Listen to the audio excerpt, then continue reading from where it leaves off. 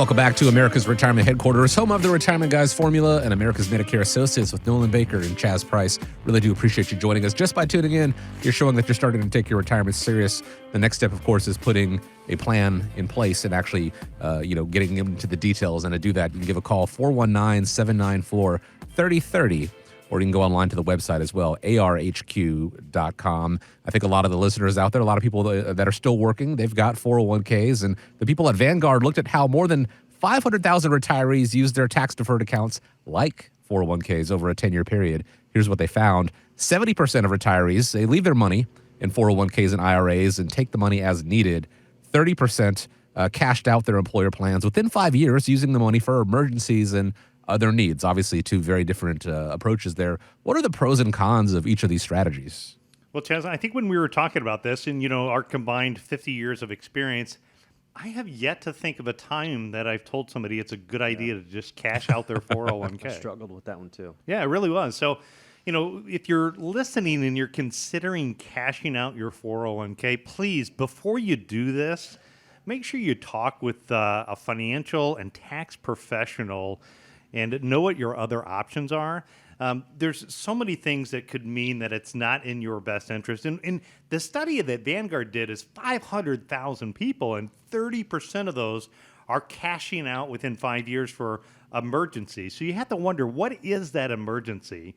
I can think in the past, I had a couple that had come in and they decided to cash out their retirement account because their child was going through a divorce and they wanted to pay the attorney to help with the divorce situation. And I thought, wow, that's really going to jeopardize your personal financial security by cashing out because your daughter was going through a divorce.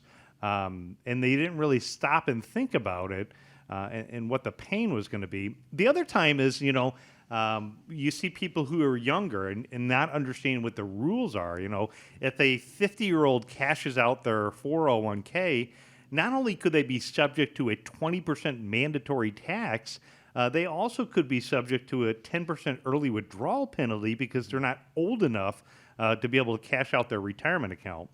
I think of a third situation where somebody wanted to be debt-free. So they decided to cash out their 401k and they wanted to pay off their house. Now, conceptually, I would agree with the concept. I mean, one of the characteristics, I think, of having a nice stress-free retirement is having no debt. So on the surface, I like the concept of being debt-free. What happened was, in their situation, the problem was by cashing out that 401k in the year that they were still working, all that income was combined together with their other work income. What it did is it boosted up their income. And then in addition to that, when they transitioned into Medicare, their income level was so high that their Medicare premiums doubled, so they ended up having a lot higher healthcare costs.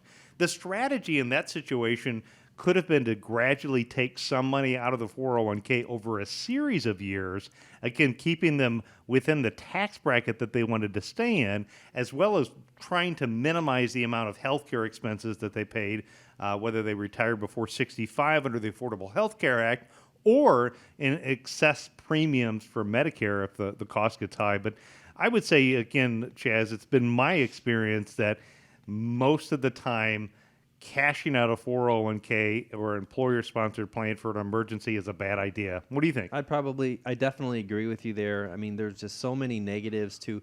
I'll take the other side of the conversation as far as maybe just playing devil's advocate. I mean, if you do cash out the 401k, okay, you maintain complete control. You've taken out any other aspect of the employer side of things. You've got control over what assets and investment options you want to use.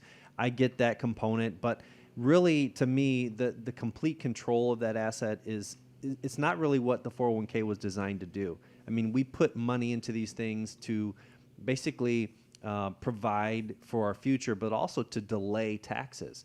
And so by taking a lump sum and completely cashing these investments out, you completely avoid the main reason for doing it in the first place, is you pay taxes all at once. The whole point of 401k was to delay paying taxes and defer as long as possible. The other disadvantage is loss of future income. So when you take the distribution and you put it into a checking account, what sort of interest are you going to earn on that? Now, maybe it's a little bit better, but still, I don't think bank accounts are paying a great amount of interest, certainly not what the market has done over the years. So not only do you lose future income potential just in the fact that you're no longer invested, it's probably sitting in a checking somewhere, but you run the risk of then in that reason depleting your funds, of running out of money because your money's not growing over time. It's not keeping up with inflation. And that responsibility, that's a really risky proposition for somebody that doesn't do this on a regular basis.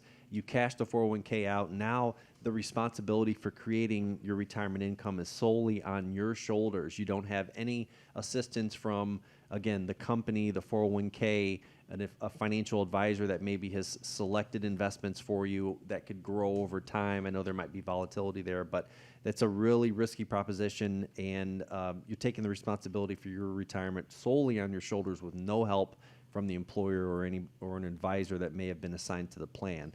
And then behavioral risks. I think that's probably the biggest one that I see, is that you're just when you have access and control to that much money, I think most people are tempted to just spend more.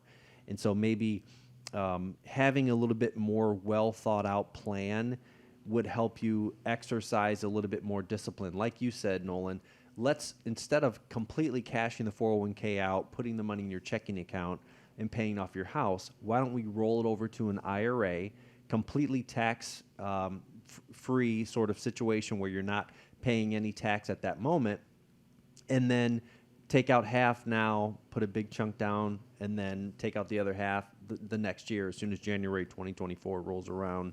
That way you split your tax burden up over time. So, ultimately, I think the decision to cash out your 401k, I don't want to always use the blanket statement to say you never want to do something. I think it does come down a lot to some personal factors in the situation and why you're doing it, the amount, your risk tolerance.